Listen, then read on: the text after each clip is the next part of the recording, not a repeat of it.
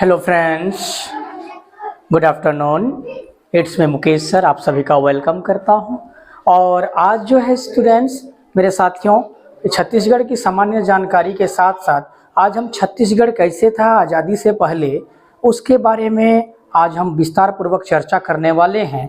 जिसमें कल आपने छत्तीसगढ़ का सामान्य परिचय देखा था, जिसमें गठन, ब्लॉक, संभाग कैसा है, कितना विकासखंड है, कितना जनपद है, कौन कौन सा दिवस मनाते हैं। जैसे 1 मई को बोरेबासी दिवस मनाया जाता है, 14 दिसंबर को विधानसभा दिवस मनाया जाता है। ये वीडियो हमने देखा था, और यदि आपने नहीं देखा है तो पिछला वीडियो में जा करके अवश्य देख लें, जिससे कि एक नियमितता बना रहे। और इस वीडियो को रिकॉर्ड कर रहा हूं मैं अभी। तो आज़ादी 1947 से पहले छत्तीसगढ़ का अस्तित्व कैसा था, इस पर अपन क्या करने वाले हैं, अभी चर्चा करने वाले हैं।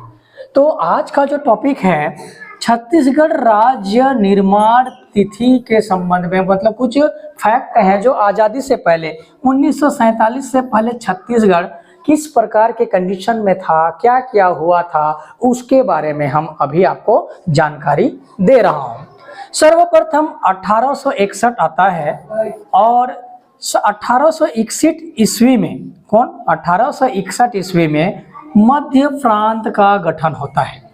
किसका गठन होता है? मध्य प्रांत का गठन होता है, और इसको सेंट्रल प्रोविंस भी कहा जाता है। मध्य प्रांत का गठन होता है, और इसमें इस मध्य प्रांत में जो वर्तमान में जो छत्तीसगढ़ है, मध्य प्रदेश है और उड़ीसा है, ये तीनों को मिला करके, और महाराष्ट्र भी उस समय था, महाराष्ट्र एमएच महाराष्ट्र है। और उस समय मध्य प्रदेश और महाराष्ट्र का कुछ हिस्सा मिला करके ये मध्य प्रांत का गठन होता है। कब? 1861 में हुआ, अंग्रेज ने किया।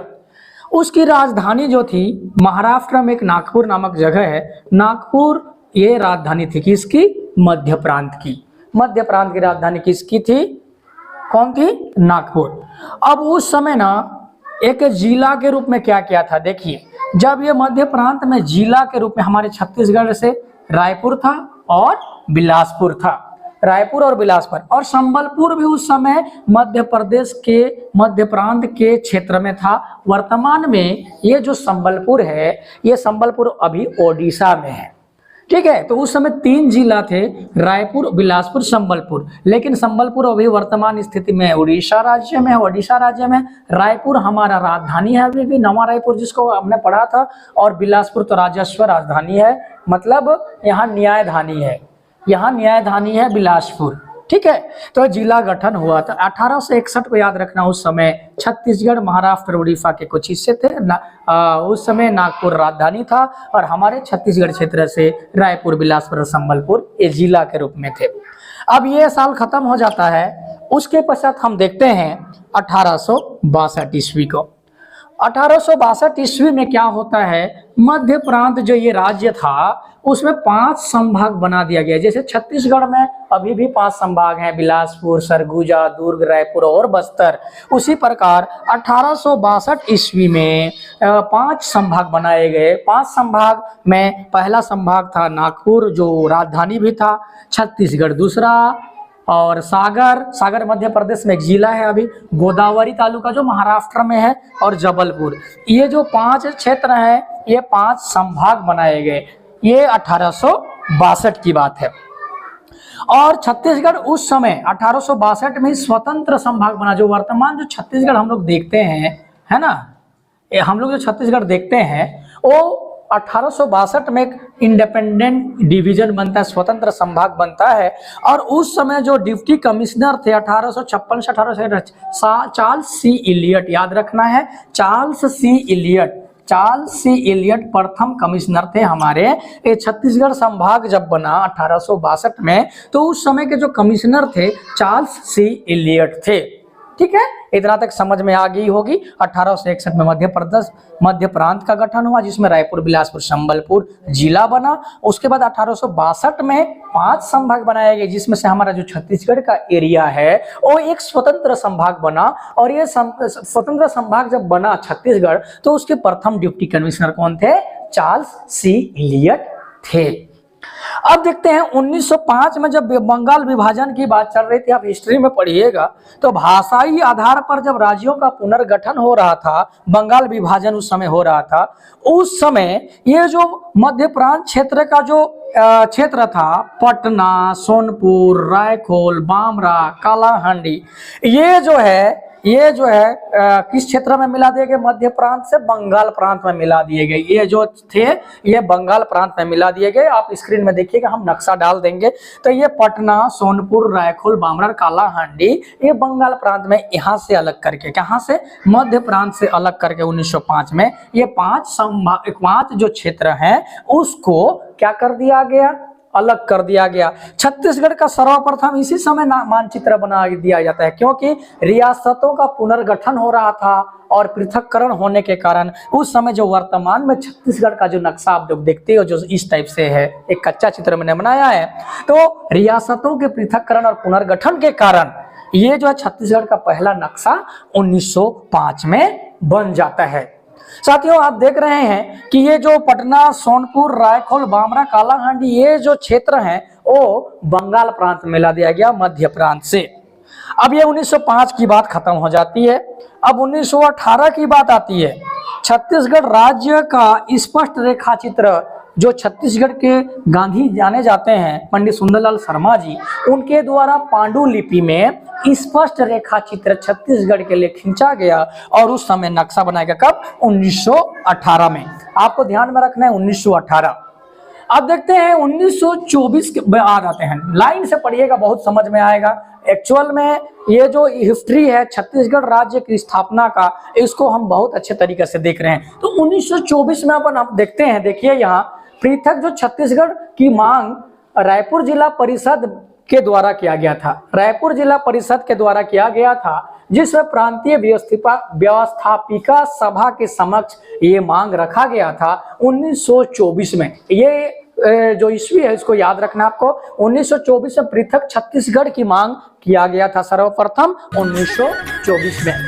फिर 1925 का समय आता है और छत्तीसगढ़ सुधी संघ, इसके प्रधानमंत्री थे शिवदास पांडे, पंडित शिवदास पांडे जी थे। और इस समय छत्तीसगढ़ सुधी संघ का स्थापना हुआ था, जिसमें 1925 में छत्तीसगढ़ के राज्य के लिए उन्होंने क्या किया था, मतलब मांग रखी थी। इस प्रकार छत्तीसगढ़ राज्य के लिए ही 1925 में जो है ये मांग रखा गया था, जिसके प्रधानमंत्री, सुधी संघ के प्रधानमंत्री कौन थे? पंडित शिवदास पांडे जी थे। अब 1939 आते हैं। अब 1939 जब आता है तो उस समय कांग्रेस का त्रिपुरी अधिवेशन चल रहा था। उस समय स्वतंत्र या पृथक छत्तीसगढ़ राज्य की मांग पंडित सुंदरलाल शर्मा के द्वारा किया गया त्रिपुरी अधिवेशन में। 1939 को याद रखना है। 1939 में कांग्रेस अधिवेशन के त्रिपुरी अधिवेशन में छत्तीसगढ़ के गांधी जाने जाते हैं पंडित सुंदरलाल शर्मा जी के द्वारा 1939 में पृथक छत्तीसगढ़ राज्य की मांग की गई थी। और 1946 ईस्वी आ जाते हैं। 1939 का 46 याद रखना है। छत्तीसगढ़ शोषण विरोधी मंच, छत्तीसगढ़ मांग के लिए एक ऐसा गठन मंच किया गया था, जो पहला गठन मंच था ठाकुर प्यारेलाल सिंह के द्वारा प्रथम संगठन था। 1946 में छत्तीसगढ़ शोषण विरोधी मंच के द्वारा छत्तीसगढ़ राज्य के मांग के लिए ये जो मंच बनाया गया, ये ठाकुर प्यारेलाल के द्वारा बनाया गया था और 1946 में मांग उठी। अब दोस्तों 1947 उस समय आजादी का टाइम था। आप जो सभी जानते हैं 15 अगस्त 1947 को हमारा देश आजाद हुआ। और उस समय ये जो छत्तीसगढ़ का जो एरिया है, इस टाइप से जो एरिया है ना, ये जो एरिया है ये स्वतंत्रता के समय central province and Berar, CP and Berar के नाम से भी जाना जाता है, उसका हिस्सा था। तो ये 1861 से लेकर 1947 तक छत्तीसगढ़ राज्य बनने के लिए जो भी गतिविधि हुआ, इसके बारे में आप जानकारी ले सकते हैं। आप इसका स्क्रीनशॉट ले लीजिए। बिल्कुल ही आप स्क्रीनशॉट ले लिए होंगे। चार्ल्स सी एलियट हमारे छत्तीसगढ़ संभाग के प्रथम कमिश्नर थे, डिप्टी कमिश्नर थे। और पहला बार जब क्या बना, संभाग बना, तो ये 1862 में। इस समय मध्य प्रांत बना। उस समय कौन, हमारा जो वास्तविक एरिया है उस समय शामिल था महाराष्ट्र, ओडिशा और छत्तीसगढ़ का जो कुछ हिस्सा था। और 1905 में ये जो हमारे मध्य प्रांत से, पटना भी हमारे मध्य प्रांत में था, लेकिन जो बंगाल का विभाजन हुआ उफ नीति के तहत पटना, सोनपुर, रायखोल, बामरा और कालाहांडी को अलग कर दिया गया। और मध्य प्रांत में 5 संभाग बना था। नागपुर, छत्तीसगढ़ भी एक संभाग था, नागपुर था, सागर था, गोदावरी तालुका था, जबलपुर था। ये मध्य प्रदेश और ये जो महाराष्ट्र का जो कुछ एरिया है, एमपी का भी कुछ एरिया है, उसमें ये जिसको, ये जो नागपुर है, सागर है, गोदावरी तालुका जो महाराष्ट्र में आएगा, जबलपुर जो अभी कहाँ आएगा, मध्य प्रदेश में आएगा, उसको जिला बनाए। 1905, 1918, 1924, 1925, 1939, 46, 47 याद रखिएगा। 1861, 1862, 1905, 1918, 1924, 1925, 1939, 1946 और 1947। उम्मीद है ये वीडियो आपको बहुत समझ में आ गया होगा कि क्या क्या बना था। आप इस वीडियो के अगले पार्ट को देखने के लिए चैनल पर बने रहेंगे, सब्सक्राइब कर सकते हैं अच्छा लगे तो।